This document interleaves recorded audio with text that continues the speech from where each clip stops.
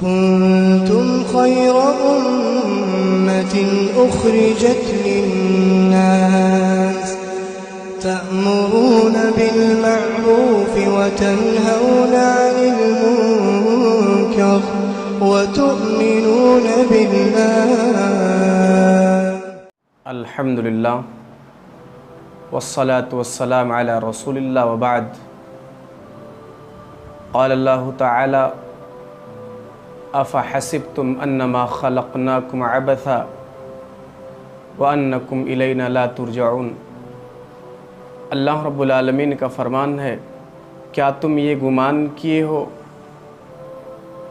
کہ ہم نے تمہیں یوں ہی بیکار پیدا کر دیا ہے اور یہ کہ تم ہماری طرف لوٹائے ہی نہ جاؤ گے؟ معزز سامعین، پتہ یہ چلا کہ اللہ رب العالمین نے ہمیں اور آپ کو بیکار نہیں پیدا کیا ہے. اللہ رب العالمین نے ہماری اور آپ کی زندگی کو بامقصد بنایا ہے. یہ نہیں کہ ہم دنیا میں کسی طریقے سے زندگی گزاریں، ہم دنیا میں جیسے چاہیں زندگی گزاریں، یہ مقصد قطعاً نہیں ہے. اللہ رب العالمین نے ہمیں اور آپ کو ایک مقصد کے لیے بنایا ہے، اور وہ مقصد ہے اللہ کی عبادت. اللہ رب العالمین نے بیان فرمایا، وَمَا خَلَقْتُ الْجِنَّ وَالْإِنسَ إِلَّا لِيَعْبُدُونَ. میں نے جن و انس کو اس لیے پیدا کیا تاکہ میری عبادت کریں. تو پتہ یہ چلا کہ اللہ رب العالمین نے جنات اور انسان کو اس لیے پیدا کیا تاکہ اللہ رب العالمین کی عبادت کریں. تو زندگی کا مقصد اللہ کی عبادت. اب اگر کوئی انسان اس مقصد کو فوت کر رہا ہے تو اللہ کے ہاں سے اس کا مقام ختم ہو جائے گا، اللہ کے ہاں اس کی کوئی عزت نہیں رہے گی. اس لیے اپنے مقصد کو فوت نہ ہونے دو. شاعر کہتا ہے، میری زندگی کا مقصد تیرے دین کی سرفرازی. میری زندگی کا مقصد تیرے دین کی سرفرازی، میں اسی لیے مسلمان، میں اسی لیے نمازی. بھائیوں، اللہ رب العالمین نے ہمیں یوں ہی بیکار نہیں پیدا کیا ہے. اور یہ نہیں کہ ہم دنیا میں کسی طریقے سے چاہیں زندگی گزار لیں، مر جائیں گے کام ختم ہو جائے گا، قطعاً نہیں. بلکہ اللہ رب العالمین کے پاس ہماری اور آپ کی حاضری ہوگی.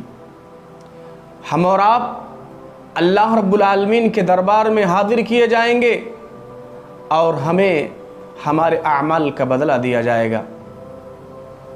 دنیا میں ذرہ بھر نیکی ہوگی یا ذرہ برابر برائی ہوگی، انسان برائی کو اور نیکی کو دیکھ لے گا. اس لیے آخرت کی فکر کرو اور اللہ رب العالمین کی عبادت میں مصروف رہو. بھائیوں، عبادت کا دائرہ بڑا وسیع ہے، لیکن آپ جان لیں کہ کلمہ توحید کے اقرار کے بعد عبادتوں میں ایک اہم عبادت نماز ہے. آج آپ دیکھ لیجئے، مسلمانوں کی اکثریت نماز نہیں پڑھتی. کہیں آپ کو چوراہوں پہ نظر آئیں گے، کہیں آپ کو ہوٹلوں پر نظر آئیں گے، کہیں آپ کو دکانوں پر نظر آئیں گے، کہیں آپ کو بازاروں میں نظر آئیں گے، مگر مسجد میں حاضری نہیں دے سکتے. بھائیوں، نماز پڑھو، یہ بڑا اہم عبادت ہے.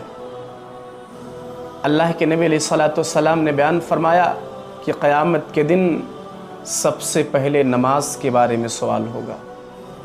تو اللہ کے پاس حاضر ہونا ہے، اللہ کے پاس جانا ہے، اللہ کے پاس سوالوں کا جواب دینا ہے. اس لیے ہمیں فکر ہونی چاہیے کہ ہم نماز کو یوں ہی فوت نہ کریں. ہم نماز پڑھیں اور اپنی زندگی کا ایک مقصد سمجھیں. اللہ رب العالمین نے ہمیں بامقصد بنایا ہے، اور مقصد یہ ہے کہ ہم اللہ کی عبادت کریں، اپنے مقصد کو کبھی فوت نہ ہونے دیں. اللہ رب العالمین سے دعا ہے، اللہ ہم سب کو اپنی زندگی کے مقصد کو سمجھنے والا بنا۔ آمین، تقبل یا رب العالمین۔ السلام علیکم۔